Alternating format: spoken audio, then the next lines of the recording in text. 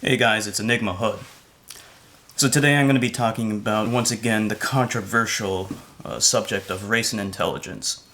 Because I keep on getting bombarded by these stupid racist motherfuckers who insist that there is a correlation between race and intelligence and things like that. Specifically that black people are inferior to whites in their intelligence. Well, the first thing you need to do, in order to know why this is bullshit, is you first have to know that, well, in order for it to be true, in any sense, or to even do a study, is that you have to have valid categories. And the reason why we know it's bullshit is because the racial categories are not valid. Black people, for example, is not a valid category at all, in any sense. It's definitely not a proper racial category by any stretch of the imagination. So that brings the question, okay? Why is that? Why is black people not a valid category? The reason is very simple. It's because black people encompasses a whole group of different individuals, in particular Africans. So forget about black people. Africans, different ethnic groups in Africa have greater genetic difference between themselves than any given African compared to white people. The so-called Europeans. That's true. It's hard to believe it, but it's true. So, ironically, Eurasians, people that live in Europe and Asia, are more genetically similar to Africans than Africans do to each other. So, for example, the Hutu ethnic group in Africa is more genetically distant from the Zulu ethnic group in Africa. Then, the Hutu are from, somebody that lives in England, for example. Now, you might not understand that, you might not believe me, it doesn't matter, but I do actually have a citation. I'm going to link it at the bottom.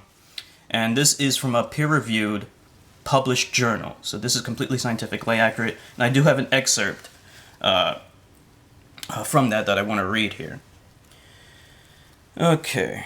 Interestingly, both autosomal and X-linked sequence data shows higher DNA variation within Africans than between Africans and Eurasians, contrary to the general observation of lower within population than between population differences in population genetics. This finding implies that Africans differ on an average more amongst themselves than from Eurasians.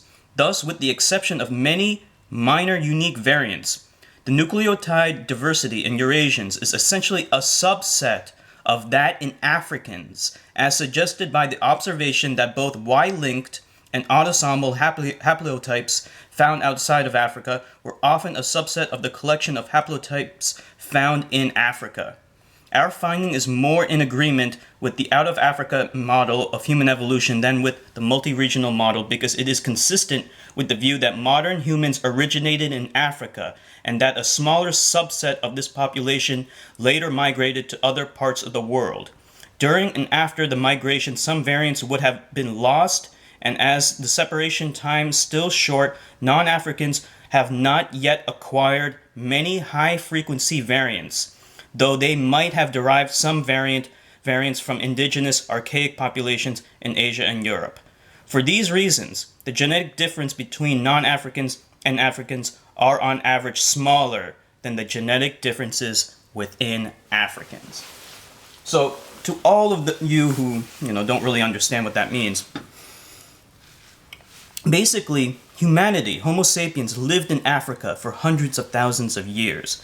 And it wasn't only until relatively recently that humanity left Africa.